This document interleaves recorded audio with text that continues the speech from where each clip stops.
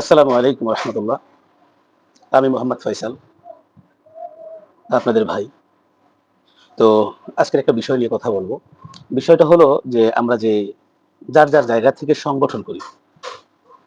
তো সংগঠন আসলে ২ রকমের করা যায়। একটা হলো দুনিয়াবি, একটা হলো আখিরাতমুখী। দুনিয়ামুখীর উদ্দেশ্য হলো সংগঠনের দ্বারা সংগঠনের দ্বারা নিজে উপকৃত হওয়া এবং এক কথায় জাগতিক যত উপকার আছে সব উপকৃত হওয়া, অর্থ কামানো। তো আরেকটা হচ্ছে দ্বীনের জন্য করা, আল্লাহর জন্য করা। আমরা যে সংগঠনটা করি এটা হচ্ছে একমাত্র আল্লাহর জন্য। এখানে আমাদের দুনিয়াবি কোনো উদ্দেশ্য নাই।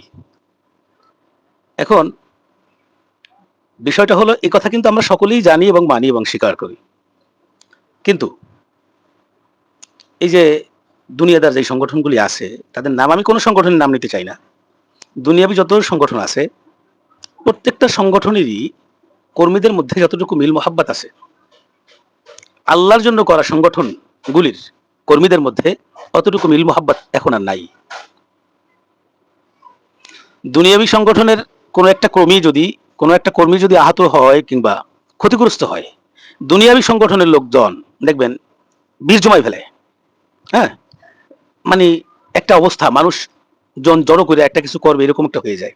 কিন্তু আল্লাহমুখী সংগঠনগুলি, যে সমস্ত সংগঠনগুলি আল্লাহর জন্যই হয়, সেই সমস্ত সংগঠনের নেতাকর্মীরা তখন একটা নেতা যদি বা একটা কর্মী যদি বিপদগ্রস্ত হয় কিংবা ক্ষতিগ্রস্ত হয় কিংবা কোনো আহত হয়, কিন্তু তার কাছে কোনো এই আল্লাহমুখী সংগঠনের লোকজন যায় না, ছুটে যায় না।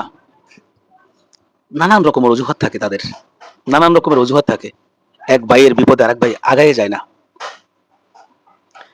এক ভাইয়ের বিপদে এখন আর আগাই যায় না, এক ভাই আহত হইলে তার আর খবর নেয় না, এক ভাই ক্ষতিগ্রস্ত হলে তার কেউ খবর রাখে না।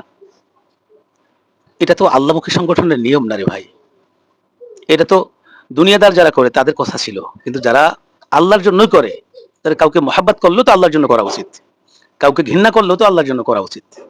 কিন্তু একজন মানুষের বিপদ আপদে এগিয়ে যাওয়া, এক ভাইয়ের, এক তরিকতপন্থী ভাইয়ের, এক সংগঠনের একই লোক, একই জায়গার মানুষ বিপদ আপদে এগিয়ে যাওয়া তো একটা সংগঠনের দায়িত্ব, কিন্তু ইসলামের দায়িত্ব, নবীর শিক্ষা কোথায়?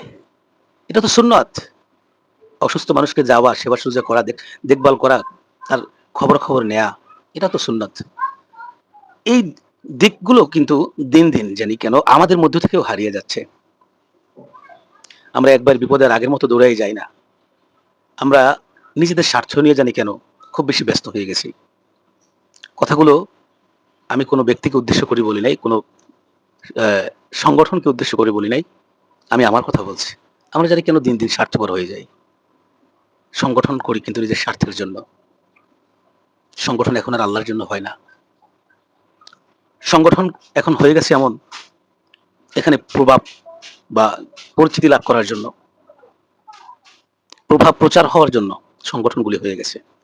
নামাজ এখন একটা কমিউনিকেশন হয়ে গেছে, আল্লাহর জন্য ইবাদত হয় নাই। নামাজ এটা একটা সাবজেক্ট হয়ে গেছে, কিন্তু নামাজ একটা সাবজেক্ট, কিন্তু সেটা আল্লাহর জন্য হতে হবে। আপনি সমস্ত ইবাদত আল্লাহর জন্য কি হতে হবে। একজন মানুষের বিপদে এগিয়ে যাওয়া, তাকে সাহায্য সহযোগিতা করা, এটাও তো একটা ইবাদতের অংশ। কিন্তু আমার এক ভাই ক্ষতিগ্রস্ত হয়েছে, সেই এলাকায় অনেক মানুষ আছে, আমাদেরই ভাইরা আছে, কিন্তু তার কোনো খোঁজ খবর নেয় নাই। এটা খুবই জঘন্য, এটা খুবই হৃদয় বিদারক এবং মারাত্মক। আপনার ভাইয়ের কাছে যদি আপনি না যান, অন্য সংগঠনের লোক যাবে সেখানে বলেন? একবার চিন্তা করেন তো। আপনার ভাইয়ের বিপদে যদি আপনি না যান, অন্য লোক যাবে সেখানে? একটা লোক তার জীবনটাকে শেষ করছে, প্রায় ব্যয় করছে এই সংগঠনের পিছনে। এখন আপনি তার থেকে মুখ ফিরিয়ে নিলেন কিসের জন্য বলেন? এটাই কি তার অর্জন? বিপদ তো আপনারও হতে পারে, আজ না হয় কাল। আপনি হয়তো তার জায়গা থেকে আপনি ভালো আছেন, আপনার অবস্থান ভালো আছে, কিন্তু বিপদ হতে তো আর সময় লাগে না। আল্লাহ পাক রব্বুল আলামিন কাউকে বাদশা বানায়, আবার কাউকে ফকিরও বানাতে পারে। এটা আল্লাহ পাকের খেলা, মুহূর্তের মধ্যে হয়ে যায়। কিন্তু আপনি আমি যা করছি এটার নাম সংগঠন বলে না।